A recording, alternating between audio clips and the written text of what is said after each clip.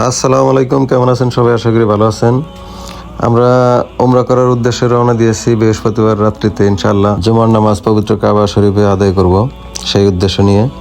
কপাল খারাপ তাই রাস্তায় একটি সমস্যা দেখা দিল। তাবুক থেকে মক্কা প্রায় 1300 কিলোমিটার, 800 কিলোমিটার চলে আসছি, বাকি 500 কিলোমিটার। ইয়ানবু নামের একটি জায়গায় চেকপোস্টের আগে রাস্তার ডান পাশে ভাঙ্গা ছিল, লক্ষ্য করতে পারি নাই। ডান সাইডের দুটি চাকা ভাঙ্গার উপর দিয়ে গিয়ে ডান সাইডের দুটি চাকা ব্রাস্ট হয়েছে। এখন রাত্রি বাজে 4টা, আশেপাশে কোনো দোকানপাট কিছুই নেই। গাড়িতে এক্সপায়ার চাকা একটি আছে, কিন্তু ব্রাস্ট হয়েছে দুইটা। এখন কি করব? চেকপোস্টে পুলিশের সহায়তা নিয়ে গাড়ি কেয়ারিং করার জন্য আরেকটি গাড়ি তারা ব্যবস্থা করে দিল।